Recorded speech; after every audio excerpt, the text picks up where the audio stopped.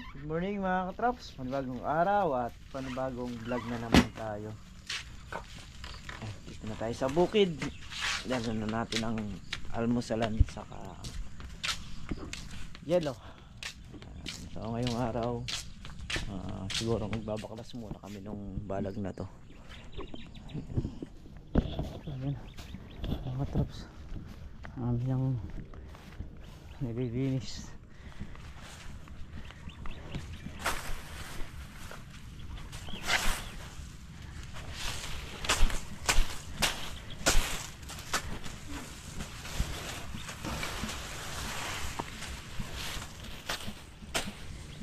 Ay.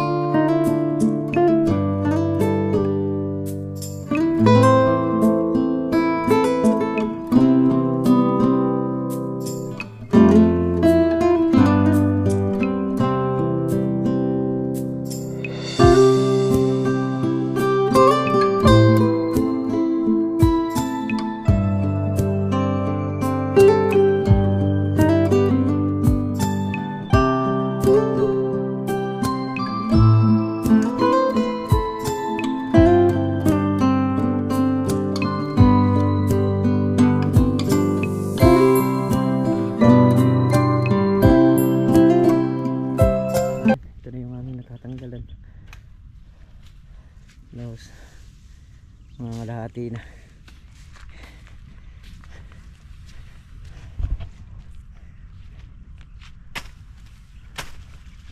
By trim na nung kalamansi.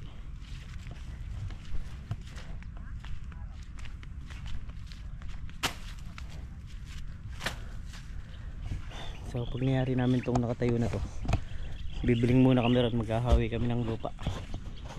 Iuhuli na namin yung nakadapa rin sa dulo kasi yun nakadapa na, wala nang dadapa.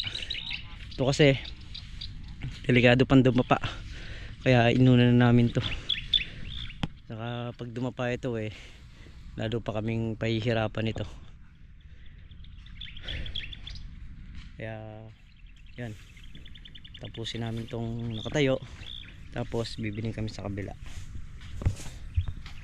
Yun yung target namin. Nasa kalahati na yung paglusot nitong isa na to.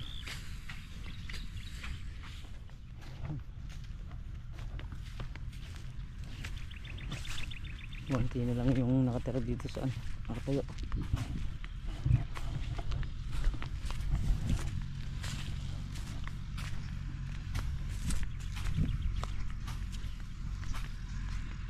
Tahan ko yung dulo rin. Nakain ko na, sasalubungin ko na sila. Ayan.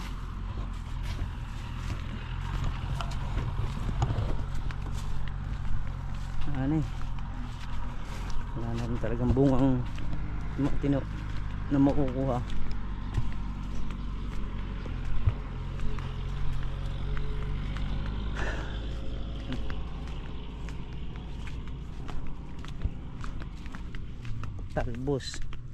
Talbos marami. Ano dito, pababa na ng pababa rito. Ito yung ibig-ibig ng bumagsak din. Uunahan na natin. Ito.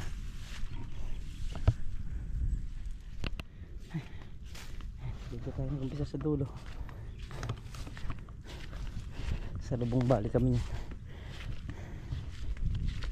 Kakapin muna raw. Tumatawag si Makmak. Ito pipilitin nating mayari ito ngayong araw.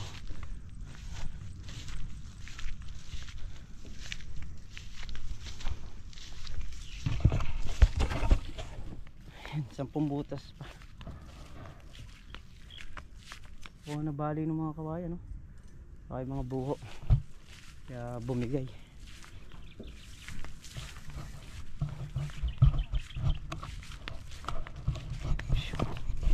Ito, dito malinis na rito yun na lang pinakas gilid.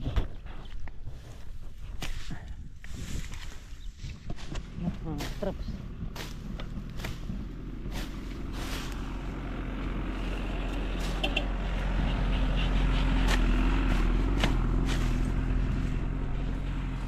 Hindi na lang sa na kami. Ilang butas na lang din to. 1, 2, 3, 4, 5. Yun lang. Ayari na tong kalahati. Kasi naman kalahati ron.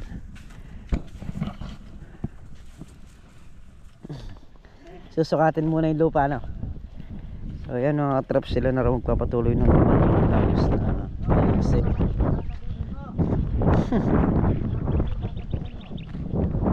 Kami naman dito yung gahawi ng lupa para dumating yung buho marami tayong masasaksakan. Yan.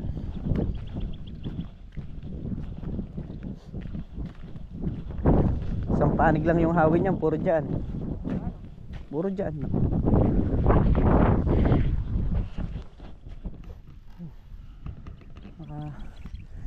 Tatlong ano na, dayos.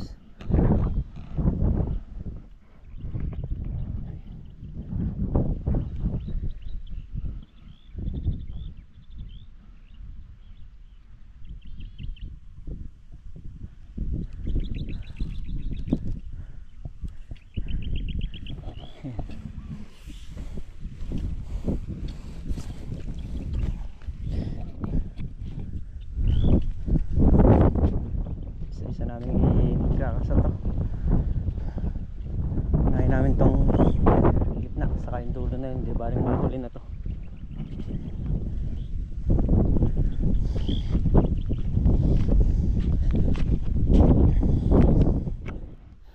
Nangyayari na yung gitna.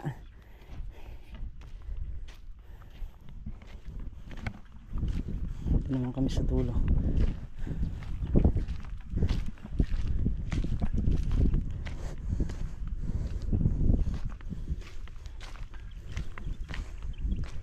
Pinagsulong ko yung talong. So hindi ko pa ngayon ito na nasunog na rin dito. Tataba pa sa lupa.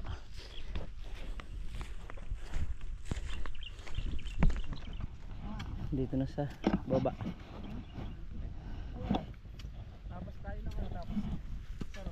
Dalhin nyo yung mga asarol nyo. Meron pang isa rito sa gilid na papunta ron. Bago tayo magkape.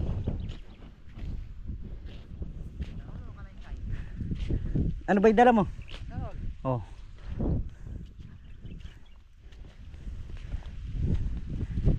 Puro ganito na yung kalamansi. Oh. Sulit na sa ano.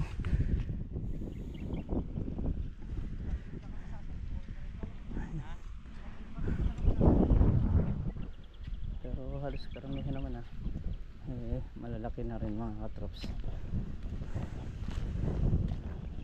Buburas to ng gusto sa susunod na tagulang kasi meron siyang taing manok.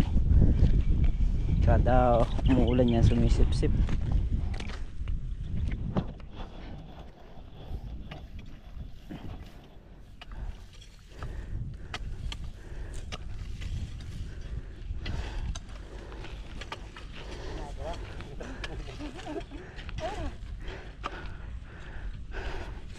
Sinalubong ka pa, Nemak.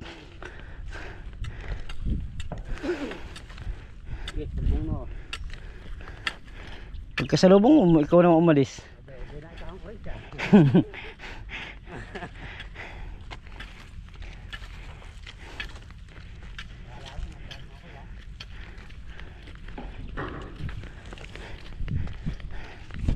Nagkapatuloy na tayo dun sa ating inaasarol mga katrops. Nandun na tayo. Bitbitin mo muna to ron. Tukuhan ko lang yung sisinip ko lang yun nandito itong mga dito sa dulo.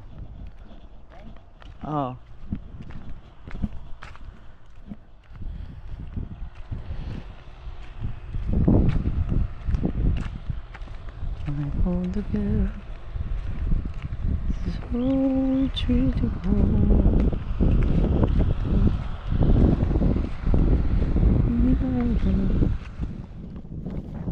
So yun mga katrops, ito nga pala yung update natin sa talong. Yan na sila. Yan sila kanalaki.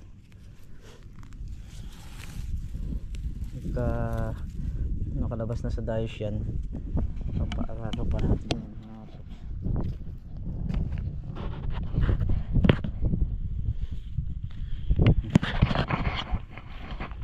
Dito lang po kayo sa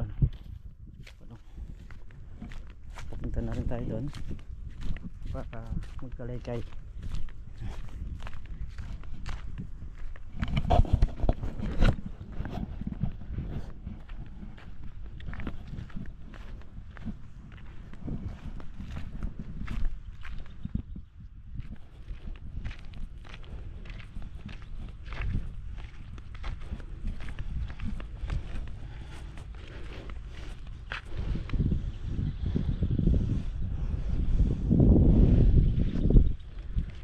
Taas yung lugar niya ito.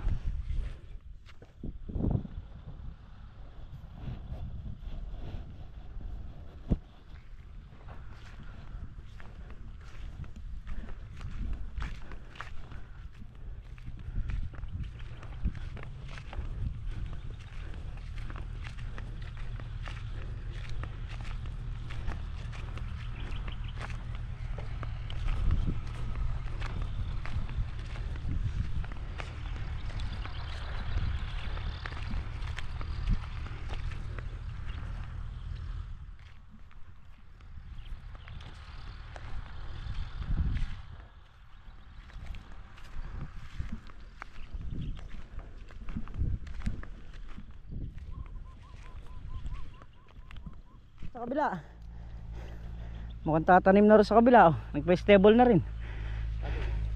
Ha? Ay. Ayan mga traps, dahil maluwang na rin yung nakatrabaho, Papahinga ko muna rin sila. Tayo para mapahinga. Bukas babakbakin naman ng umaga to, tanghali, makapananghali dito naman sa Tastasin uli, dito sa may Kalahati. Yan. So ngayon mga katrops, tayo pupunta doon sa in-order natin ng buho. Mag-update tayo kung sakali man dumating bukas ng magang-maga, doon na natin babagsak sa babalagan natin.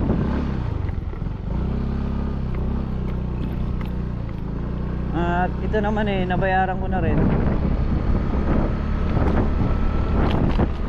Wala na silang tayong bayarin.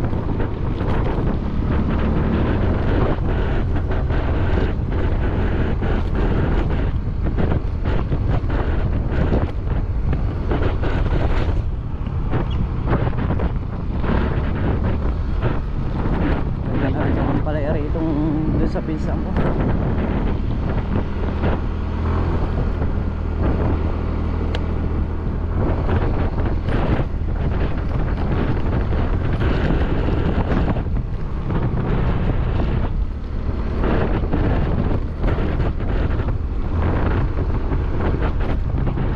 So ayun, itong araw ano to, baka ay ma-deliver na yung ating buko.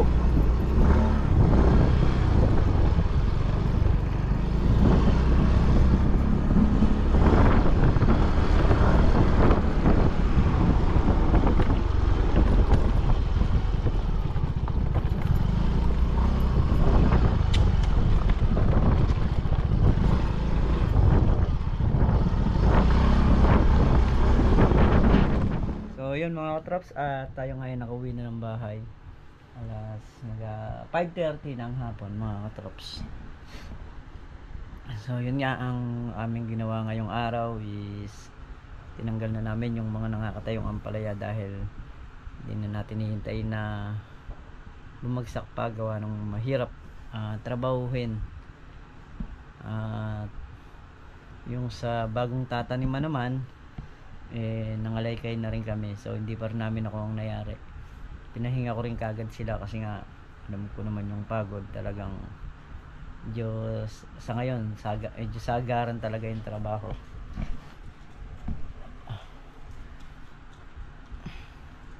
So umaga na lang ang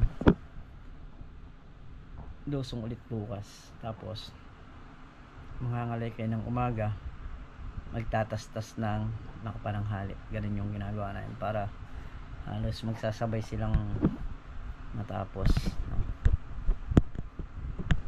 Yun yung ating ginawa. Saka nag-update na rin tayo dun sa buho natin na in-order. So, kailangan kasi matayo muna yung mga buho bago tayo bumili ng binhing buto ng ampalaya, saka alambre. So pag natayo yung buho na yun, aalambrehan na rin namin. At habang nag-aalambre kami, pwede na kaming magbabad ng buto ng ampalaya, para habang ginagawa namin yung balag, makakatanim na tayo para dire-diretso na. So yung sa kabila naman, tatanggalin naman namin yung balag noon, para tatanggalin na namin ang buo para yung pagitan maparoto kagaya nung isa ng yung mga kalamansi sumingaw na rin, no? Ayan, yun ang update natin ngayon sa araw na ito mga katrops. At yun nga palang itatanim natin doon sa mga nagtatanong, mga 5 hanggang 6 na lata na buto dun sa ginagawa natin ngayon. At sa muli mga katrops, hanggang dito na lamang yung ating simpleng video. Nakaraos na naman yung Christmas, New Year naman yung kasunod, no? Pero sana bago mag New Year mayari namin lahat. Yun lang naman yung kuha namin ngayon, target. At yung mga sitaw malapit na rin umakyat sa balag dun sa pinakailalim niya. So yun, kita-kita po tayo ulit bukas mga katrops, at advance Happy New Year naman po sa lahat. Bye bye po.